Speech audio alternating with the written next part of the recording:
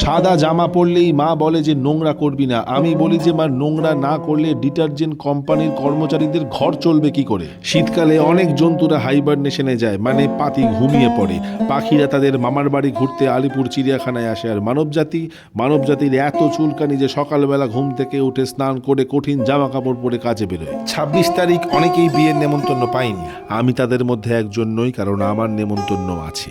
কালকে যখন গোটা সমাজ স্ট্রেঞ্জার থিংস দেখবে এবং কষ্ট পাবে যে তারা কেন বিয়ের নেমন্তন্ন পায়নি, আমি তখন ফিশ ফ্রাই এবং মাটন খাবো। ভারতবর্ষে যেখানে সেখানে থুতু ফেলা যায়, তার কারণ পুরো দেশটাই ডাস্টবিন। আমি মানুষটা এতটাই জনদরদি যে অটোওয়ালার সামনে সিট ফাঁকা গেলে আমি ভাবি যে ওর 14 টাকা লস হয়ে গেল। গরমকালে আমি বাসের বাঁ দিকে বসি আর শীতকালে বসি ডান দিকে, কারণ ডান দিক দিয়ে রোদ আসে। এর থেকে কি শিক্ষা পাওয়া গেল? যে মানবজাতি নিজের সুবিধা মতো জায়গা বদলে নেয়। এই ভিডিওটি লাইক, শেয়ার, কমেন্ট না করলে কিন্তু আমার মনে খুব বেদনা হবে।